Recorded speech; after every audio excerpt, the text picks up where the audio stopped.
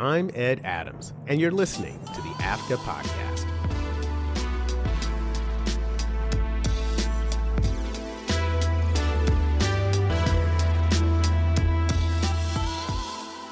Hey, everybody, and welcome to the AFCA Podcast. And in this episode, I'm talking to fashion and toy designer Sumner about one of the biggest movies of 2023.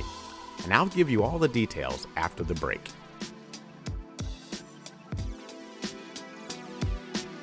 The AFCA Podcast is sponsored by Morgan Stanley Global Sports and Entertainment.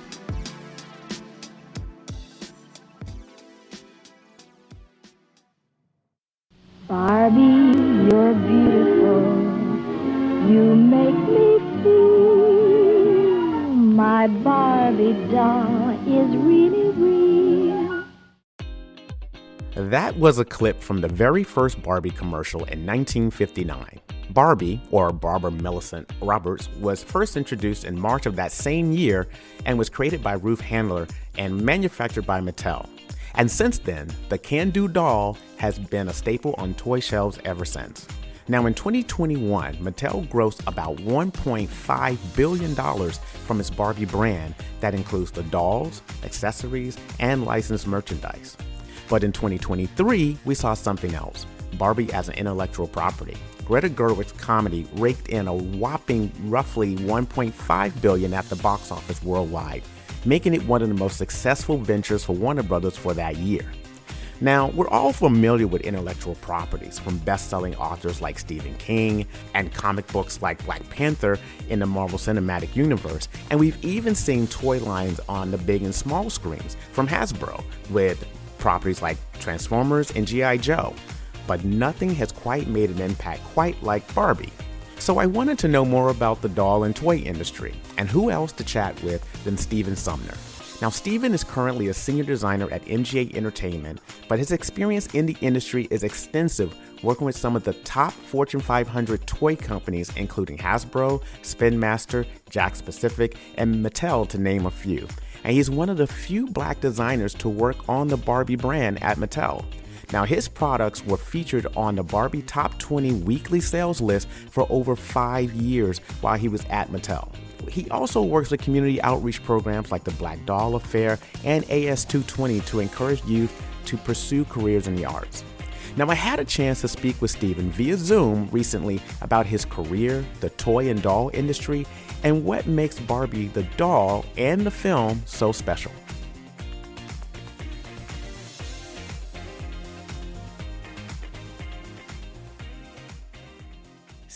Sumner, welcome to the AFCA Podcast. Thank you. So it's great to be here. First off, thank you. First off, your resume is insanely impressive, right? And one of the things that I noticed when I started doing my research about you, and I saw some of your sketches, and they are beautiful. You're so talented. Thank you. I was curious, what drew you into this line of business, the doll and toy business? Okay, so my parents are from Sierra Leone in West Africa, both of them. And my grandmothers were both of my dad and my mom's mother were princesses. So we have a lot of land, like back home, like probably 700 acres. And education was very important. One of my grandfathers was a minister of education before there was a coup and my family got thrown out. I mean, we still have our property and stuff back there, but we don't really live there anymore. And my grandfather, being an educator, when he saw me and saw this fey little boy, and he went into the service merchandise, it's an old catalog that they used to have where you could you pick from the catalog and then you go, and then they just have an assembly line and the toy will come out and you get it. So he went to my brother and I, because there were only two of us at the time, my little brother Siddiqui, and he said, go through the catalog and tell me whatever you want. And he got it. And so he got us what we wanted. And I wanted a Barbie doll, but he didn't I wanted Christy, the black one. And to my grandfather, it was all the same. So he got me a red-haired, brown-eyed Yellowstone Kelly doll. And when I tell you how much I love that doll, I still get chills when I think about when he gave me that doll when I was 5. because my parents weren't going to do it, but he was an educator. Sorry, I have to move over. They're doing construction. So Okay. my parents weren't going to get me the doll, but my grandfather knew that I needed that doll, like psychologically needed that doll because, you know, I was already drawing and he could see how well I could draw. And once I got that doll, it just like changed everything because I was like sitting there studying the packaging illustrations and trying to copy it. And when I cut the doll's hair, my mom gave me a spanking, so I never got another doll. And yeah, I was kind of psychotic. I think I bit her feet off because I was mad about the spanking because I did a perfect job. Like her hair was perfectly straight. Like it was not messed up. It was just she looked great. So because they would not give me a doll, that really pumped up my drawing. And I was doing things like I was drawing my mom's aunt who came to stay with us to watch us while she went back to work. My Auntie Mai, her name was Mildred. I couldn't say Mildred, so I called her Mai. I would draw her in perspective from the feet up while I was sitting there with crayons, and somebody still has it somewhere. And it looked like it was weird. So basically, what happened was I threw myself into drawing people, drawing fashion, drawing cars, like drawing everything, because it was like kind of like a wish fulfillment, like, you know, kind of like the way they did the cave paintings. I wanted a doll, so I was constantly drawing dolls and people and fashion and drawing comic book characters because I wanted that comic book, and the stuff would come to me because I was spoiled. They just wouldn't give me dolls. So yeah, basically it's like wishcraft. Like I drew the world I wanted to come into fruition, and it kind of did for me. I had a really amazing teacher, Alice Tannenbaum, in junior high, and she was actually a concentration camp survivor. And I don't know why, I guess because I was the only Black kid in the class, she really gravitated towards me. And she like got herself in trouble sneaking me to the museum of the Metropolitan Museum of Art because I forgot to give my parents a permission slip, and she took me anyway because she knew I needed to go. And we went to the Costume Institute, the Costume Institute of the Met, and that trip, like I still remember that trip. That inspired me. And so, like, you know, and then going on to high school, I had Janet Simpson, who is an amazing artist in and of herself. She's like a textile artist, and she taught the fashion class. My high school had a fashion class, and it had AP art. So I was constantly going to, like, you know, the fashion shows at Parsons and the fashion shows at FIT, and I ended up going to those schools because, you know, it was my destiny, I guess. Oh, that's pretty awesome. I mean, that's an amazing story. I can't imagine um chewing my doll's feet off. That's kind of funny. I was psychotic. You were like, I'm mad. I love it. So let's have a quick icebreaker question then for people, so people can get to know you. Mhm. What was one of your, I mean, outside of this doll, what was one of your other favorite toys growing up? Oh my God, I had so many. When Star Wars came out, oh my God, I had to have my dad got us the early bird action figure set. It was like a cardboard backdrop with all the pictures, the illustrations of the figures that were going to come out. And then you got it later, and there was like this white box that came with a tray, and it had Luke, Leia, Chewbacca, and R2D2. I remember getting that set. Like I still have the R2D2 and the Chewbacca from that set. And then Mego. Mego was big. That was Marty Abrams in the 70s. He got the license to both DC and Marvel at the same time. And they made 8-inch action figures with fabric costumes. And they made the Batmobile. They made the Batcave. They made the Hall of Justice. I had all of them.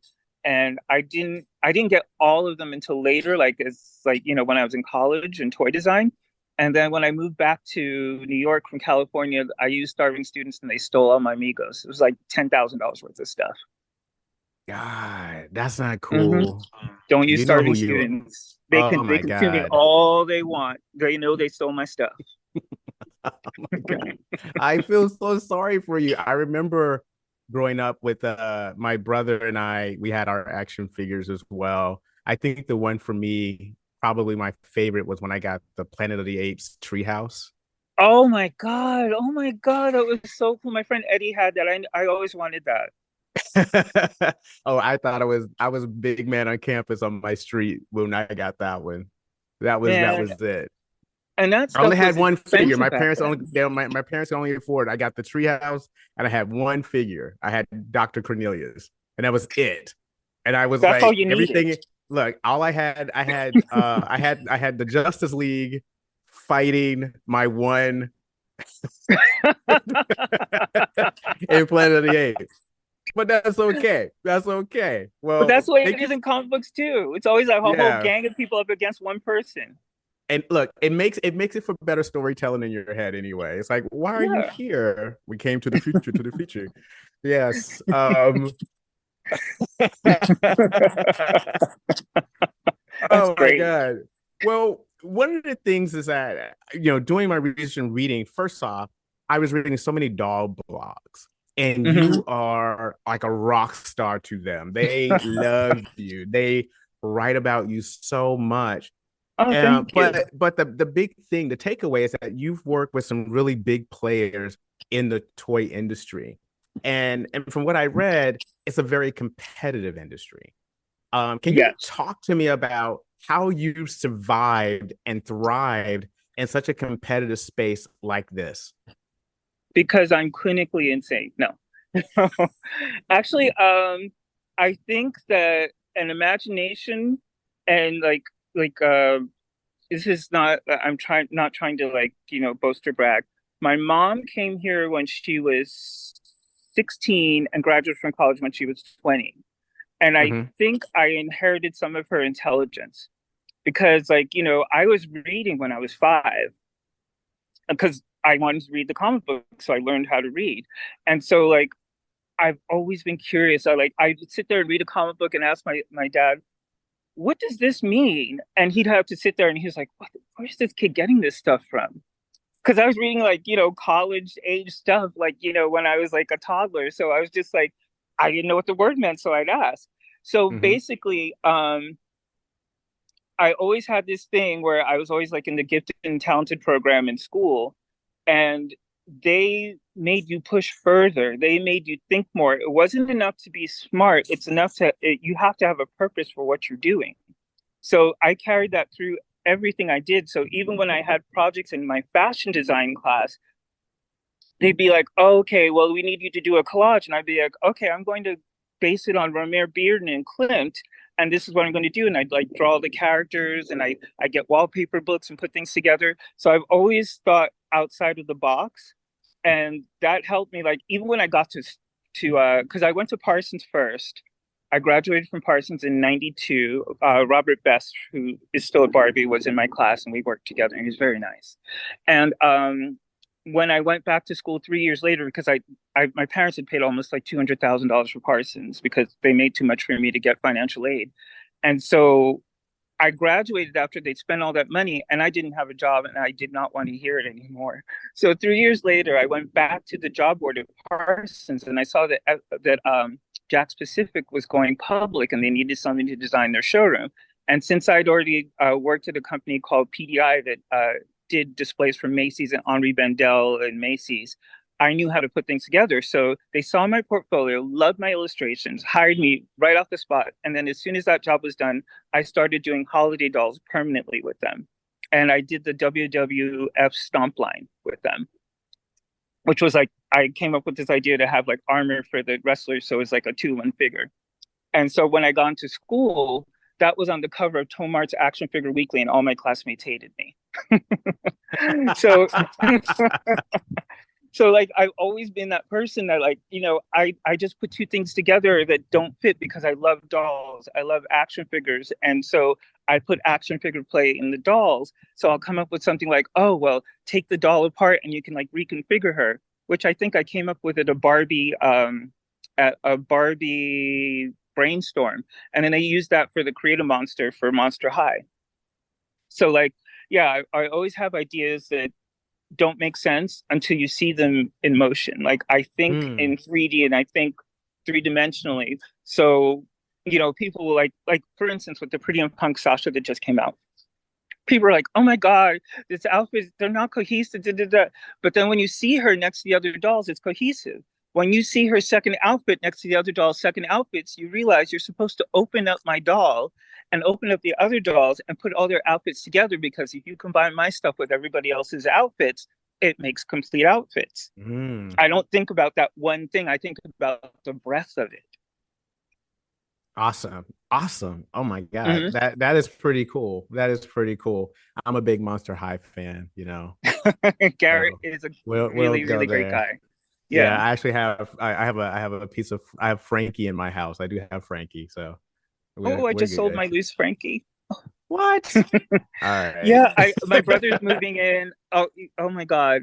My bedroom is literally piled from floor to ceiling with boxes of dolls I don't have space to display. My Oh second my bedroom. God. Mm-hmm. Wow.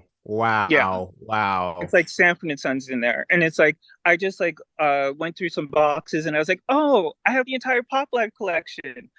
Those dolls are like $300 each. So like my friend Bill Greening, who was my mentor at Mattel, did these '60s themed dolls that were so amazing. You have to look them up. Pop Life Barbie. He Mm. did Barbie, Teresa, no, Barbie, Kelly, Christy, and Ken. And Christy has the old Barbie face, and she has like a black bob, and she has a turtleneck dress, and she comes with like a '60s chair, and she's super posable, and she looks like Danielle Luna. Amazing. All the dolls are like flawless in that collection. Well, everything Bill Oh does is wow. flawless. Yeah. Oh wow. Well, it's funny you mentioned that, like about that chair, because when I was looking at your work and what people talked about, is not just Mm-hmm.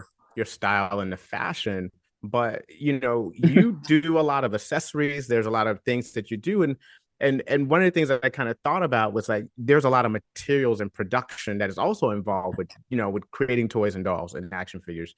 Can you talk to me a little bit about, just for people who are listening, what is that process when you go from here's my sketch to here it is in a box, you know, on a shelf? Like there's is a Okay. big path, in my opinion, I think, that goes from Mm-hmm. concept to market. When I went back to school at FIT, it was insane. So they gave us engineering classes. They gave us orthographics, where you're learning how to do perfect illustrations of your toy, to plan it out before it gets made. Uh, we had concept classes, which is my favorite class. And we also had a shop class where we actually had to make a toy. And we also had a soft goods class where we had to make a, a plush toy and a doll and sew the clothes. So basically, what happened was we would learn how materials interact with each other, how things are constructed. We would learn like the internal mechanisms of the toy, and I just learned how to think like that. Like from the second I'm making the toy, when I'm doing this, the first sketch, I'm just like, you know, really doing a loose hand sketch. But then when I do the presentation board, I actually do my illustration in Adobe Illustrator. And then what happens is it can be taken and imported into Maya or ZBrush, and they take out like, because it looks smooth to our eye, but the computer sees it as jagged edges. So all the person doing the 3D drawing has to do is smooth out the jagged edges of my drawings, and like they love working with me because it makes it so much faster for them because they're not drawing it from scratch. So then they take that, and then I suggest the materials that I think would work best with the item. So if something's soft, I'll say, oh, it needs PVC. If something's actually, because you can add elastomer to materials, you can make a hard material like ABS softer. And then because I'm thinking of it on an engineering level, my engineers and my development designers have less to think about, or they don't have less to think about, because I mean, they do incredibly hard work, but they don't have to think about it from scratch because I've already thought about it and I'm telling them what I'm thinking needs to be done, and they can take it or leave it. Hmm. So I mean, it sounds to me that there's, I mean, part of what you're saying is that it is one is a very big team for all this stuff to happen, Oh, yes. but Yes. more importantly, like you think through the process. Right. Is that fair to say? Yeah. Awesome. I think from beginning to end, I think like, you know, I'm thinking about, knock on wood, but I've never had a recall. I've never had a kid injured from something I've designed because I'm always thinking about that. I'm Mm-hmm. thinking, is this a small part? Like I fight with people. I'm like, is this going to like break off and is a kid going to choke on it? I'm like paranoid because I don't want anybody to be hurt by anything that I do. Mm-hmm. So I'm always thinking through, is this going to like, pass the drop test, the pull test, all these different tests, the flammability, blah, blah, blah. And I work with my engineers very closely. And I enjoy working with my engineers because that's another side of my brain because I'm right brained and left brained. So this is the perfect job for me because I get to go into the minutia, but I get to be creative, you know? I love it. I mean, even to that scope, I have one question. Mm-hmm. Because in a space like this, and like we talk about how competitive it is, and there's all these like areas of it, and there's all these obviously you mentioned all these steps. How do you deal with the word no? I'm not happy with the word no, but I understand. I'm in an amazing place right now. I love MGA. But the best place to be in the world would be starting your own company and doing it. But for the toy industry, starting your own company without having the background of like, people teaching you about engineering, it's not smart because you're going to make a lot of like really simple mistakes that you're not aware can happen. And also you could hurt somebody by not knowing things, Mm-hmm. you know? I was reading when I was reading through learning, trying to understand the business. There was this word Mm-hmm. that came up, this phrase that kind of stuck with me. I wanted to know if you could explain it to me and to the listeners. What is a play pattern? Oh, that's great. Okay. So a play pattern is what instinctual things do kids do with toys when they get them? Say a boy gets an action figure. Is he going to feed it and nurse it and dress it up? Or is he going to like, start shooting things or, play shooting? Like, I think a great deal of it is social conditioning that we give to our kids. But speaking for myself, I had both instincts when I would play with toys. Like, I would get Superman and, my Amigo's 12-inch Superman figure, and I'd play with my best friend Rory Becker's Barbie dolls with it. And he was Ken because she didn't have any Kens. I think she had Mhm. one, and he played Clark Kent. And then, like, we'd play superheroes with our dolls. And so Nice. basically, girls' play patterns are projected to be nurturing, taking care of pets, taking care of babies, taking care of little siblings, house play, dress up, makeup, all sorts of things. But the thing is, girls' play can also be engineering. Hmm. That's one of the things that I was really adamant about in when I was doing ophthalmologist. It's like, these kids aren't stupid. Little girls are not dumb. They can do anything we can do, and they understand when we're trying to like, you know, sell them a false bill of rights. You Hmm. know, kids can see right through you, and if you don't believe in them, they can tell right away. Absolutely. So So I when you, have always believed in that. yeah, so when you say that, I mean, think about, I'm curious Mm-hmm. about what your thoughts are in the fact that, as toys evolved, then the play patterns have to change as well. You mentioned that girls now, they can be engineers, and there are like, for example, there are Barbie dolls and other dolls that kind of have grown into that space. But do you think that the play pattern has Mm-hmm. changed, or is it changing? I think what it is that you have to make something that's compelling for the kid. Hmm. We've proven through Rainbow High, through the LOL OMGs, which basically restarted fashion dolls because nobody was doing fashion dolls aside from Barbie for years, that as long as the doll is compelling, you will bring the kids, you will bring the teens, you will bring the young adults, you will bring the old adults, you will bring everybody. As long as your toy is compelling, you have to have a reason for it to be. And I feel like girls will always play with dolls, but you also have to be of the moment and make the doll something that the girl is going to. Okay, so for instance, I'm not trying to insult anybody, but the Barbie fashionista line, all the dolls are wearing shifts. They're not wearing anything that's daring or could possibly be seen as offensive to anyone. It's just there's no personality to them. That's When you not say what you want. shifts, what does that mean? Yes. It just like like a t-shirt dress.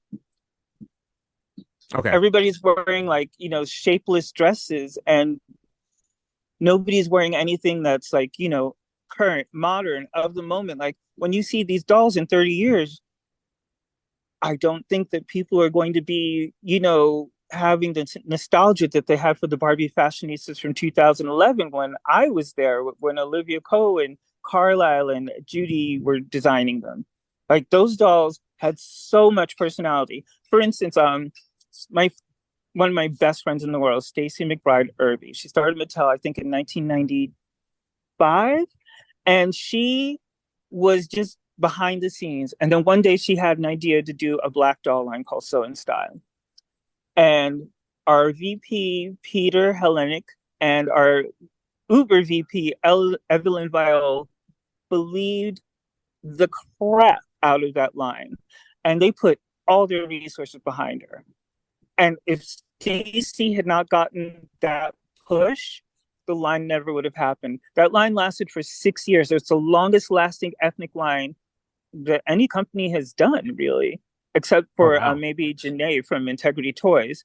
But we 6 years on the strength of one commercial.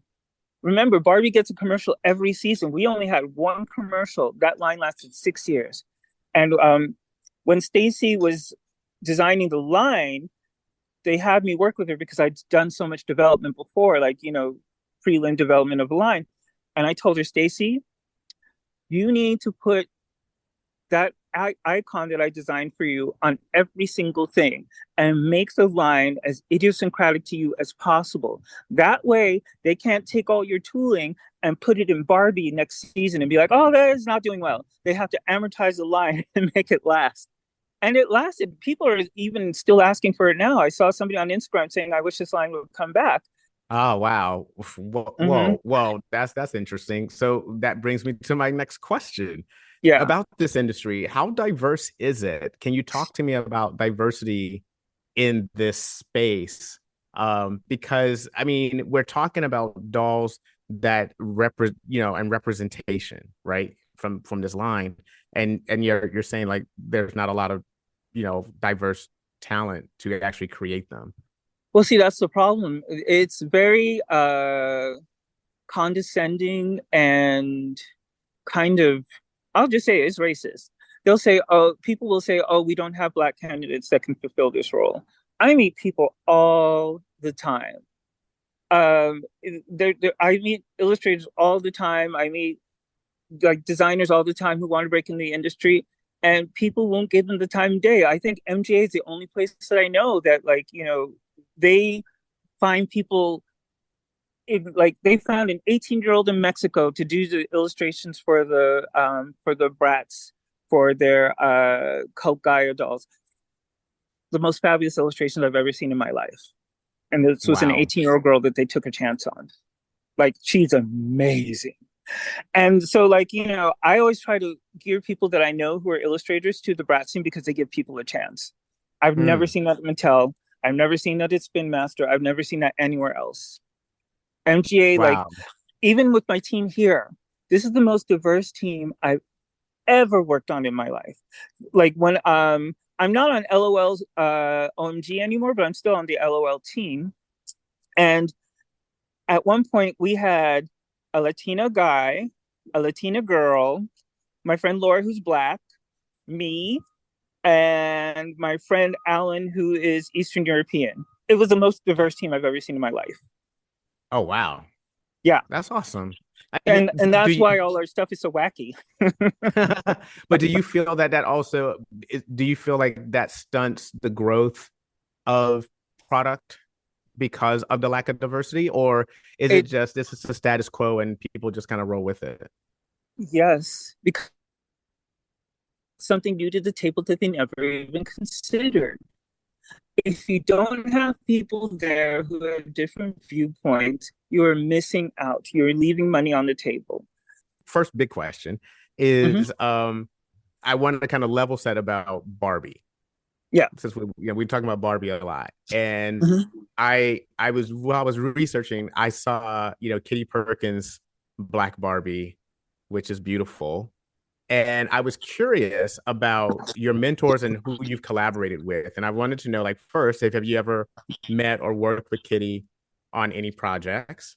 The people that have made the biggest impression on me at Mattel, first of all, number one was Beulah. She was the receptionist there from the 60s through, I think, the early 2000s. Like, I think she retired right before I got to Mattel, but she was there when I was interning in the 90s. So she was the first person I met when I got there as an intern.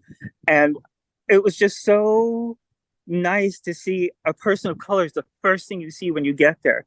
And then Stacy McBride Irby, she mentored me because I went in all cocky and I was all excited because like when I got there, like Byron Lawrence was the first black man to work on the brand as a licensor, but he wasn't the designer. He was the licensor. He told them what to do. I was the first black man or African to work on the brand because as a doll designer, because everybody else that had been there before worked on play sets and Hmm. like accessories. So Stacy was an incredible influence. She taught me because she influenced the entire brand just by being. She changed things when Sew and Style happened and people saw Stacy and they saw how she moved. People started taking that into account and the company became nicer and more collaborative. People would share things. Like I go to the fashionista department, I'd be like, I need a pair of shoes. Like the first meeting that I had, like the first major meeting that I attended, I was like, oh, I need this. And they were like, well, we're getting ready for our thing. But like after Stacy and I like became friends with them, oh sure, here. The whole Wow. company changed because of Stacy. Yeah. So that's the way I move. Like I've done that at other places. Like, I'm very collaborative. If somebody needs something, I'll give it to them. I'm not, it's Mm. not a competition. Like when I go over to somebody's office, I'll tell them, oh my God, I love that. Have you thought about doing this to that or whatever? Like I don't go there acting like I'm like, the king of all media. I go there and I'm like, as a fan, I love Hmm. dolls. I want you to succeed. I want your line to still be here next year. So when I say something to you, it's something you should strongly consider because I have a track record. I love it. I love it. Mhm. Now, one of the things from a movie and a film perspective, entertainment perspective, I grew up at a time of action figures and things, which means that there was an intellectual property that kind of guided or created the toy line, right? Planet of the Apes, Super Friends, you name it, it's all there. But this, like Barbie, like I can only name three that I really will mention. There's others, but three I'll mention. Uh Transformers, G.I. Joe, and now Barbie, that are toys that have now led into entertainment properties.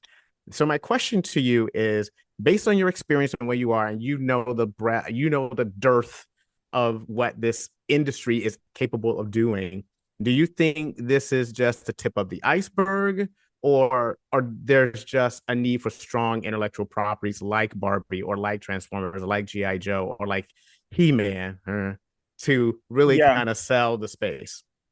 Well, I really feel that every toy should be an intellectual property. One of the things in storytelling is you need to know your character's history from birth, even like maybe 1,000 years before. And where's this world going to be in 1,000 years from now? So, you'll make up a mythology. There are two sisters who fought. So the world became like green and purple. And, the colors came together and then, they formed a new unity. You have to have a storytelling mind from the inception of the brand. And then that informs everything else that you do. Because if one sister is made out of stars, maybe this character has star accents because she's a descendant. If one sister is made Mm-hmm. out of moons, maybe she has heels made out of moons. Like, you incorporate every word that you write down into the story. Once you write that story, then you have your line. And then you can adjust things as you go. And even if you don't keep that story element, you still have like, where those earrings came from. Why those shoes look like that. You know, Hmm. you have to develop a language, like a visual language.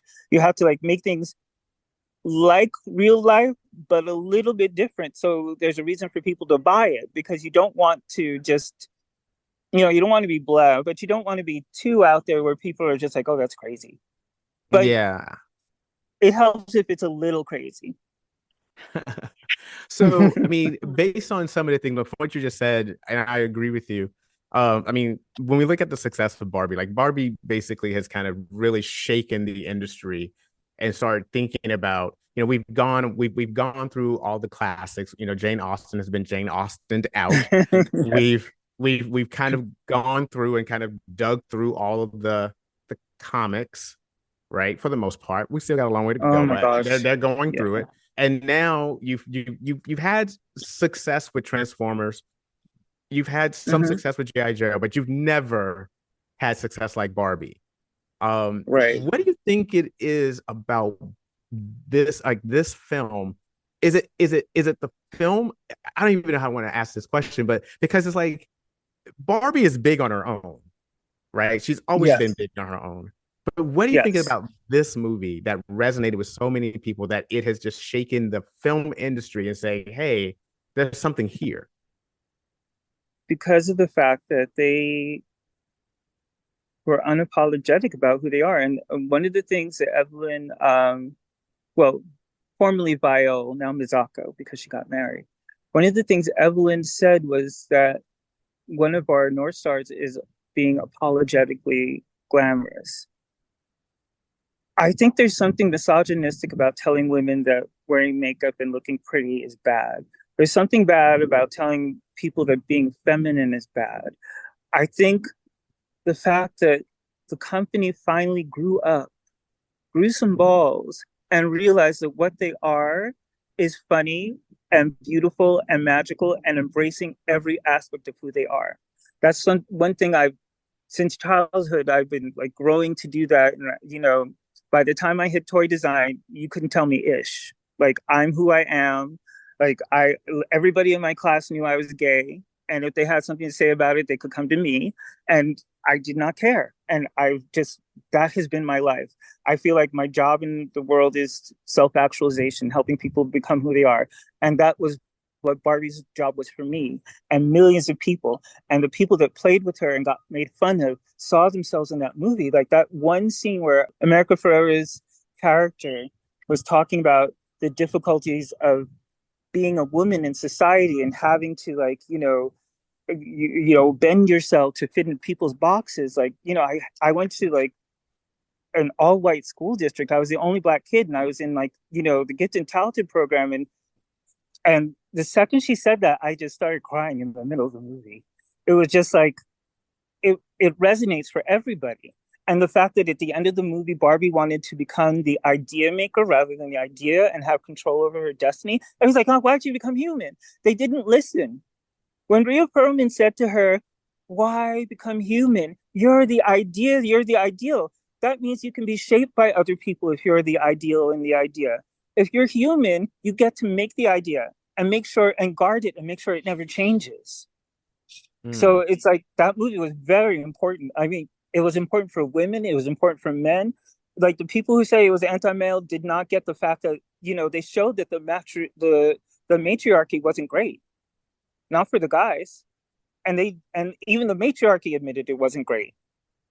They addressed everything. If you didn't want to listen to it, if you're not paying attention, that's fine, but they addressed everything. And thank you for that answer, by the way. I think you hit the nail on the head. It's that movie is unapologetically what it is. Yeah. It stands on its own. But Hmm. moving forward, I mean, do you see um I guess my question is, you've worked on a number of toy lines, you've been in this space for a while. Should Hollywood start paying more attention to these toy lines? Yes, but I don't think it should be like, you know, a company planning 10 movies in a row and then like, you know, and then oversaturating the market. Coming back to this question, Hmm. specifically around toys, like, do you think that I know that Mattel now has a lot of things that they want to kind of put out as as intellectual properties. We won't go into the names of them. Some of them, I will say, okay, we'll see where that goes. I think they should But do 5 movies, yeah, 5 movies, and blow out the licensing. But what they did with Barbie was so genius. The fact that you could get like little inexpensive pieces of Barbie as well as high end pieces of Barbie, and everybody wants everything. Like it's mm, still, the craze still hasn't died out. So what they need to do is they need to focus and pick their 5 best movies, because you don't want to release something that's inconsequential in between and then tank your whole franchise. You want to make everything hit, hit, hit, hit. Like, when I was growing up in New York, I went to clubs a lot, and my best friend Ted Patterson told me, when I go out, he says when he goes out to DJ, he plays hit, hit, hit, hit, hit. They're like decades of house music. Why are you going to play some crap song? Just play good stuff, the whole set. And that's why he gets invited everywhere. I love it. I love it. Mhm. All right. So my last question for you is, one of the things you mentioned in your vitae is the Black Doll affair. Can you talk to me Mhm. about that project? Okay, well, that's my good friend Dana Hill, who I hope sees this. She looks exactly like my mother. It's really crazy. And Dana saw the Black Doll test back in 2007 on Oprah, was horrified, and started the organization. And there's, I think, about 39 of us all over the 50 states. One of us here, Ryan, is in Portugal right now. And what we do is, like, for instance, in the Barbie movie, we had a big movie premiere on the 21st, invited a bunch of our friends. I bought like 16 tickets, went to the Mattel store, bought 16 Barbie movie dolls.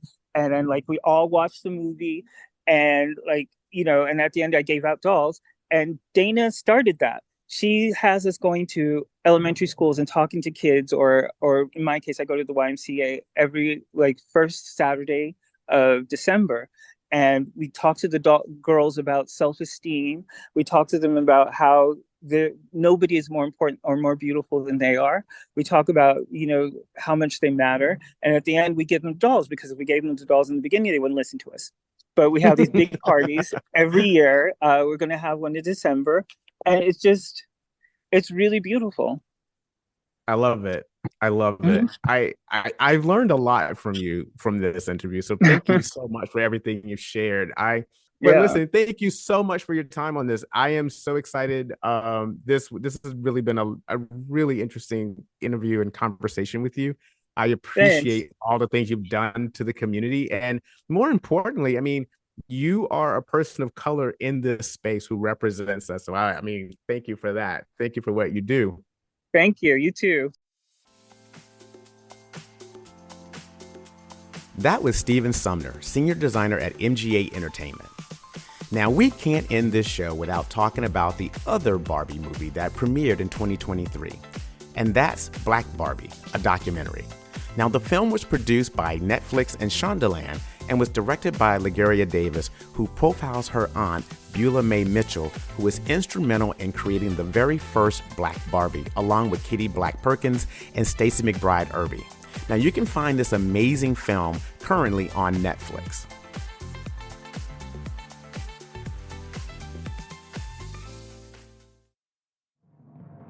And that's our show. Thanks to Stephen Sumner for taking time to participate in this episode. And did you know that AFCA recently presented Jamie Foxx and Datari Turner with AFCA's Producers Award? Well, we did, and it was part of our annual Special Achievement Awards luncheon. And you can see all the honorees by visiting the AFCA website or following us on Facebook and Instagram. So until next time, keep your head up.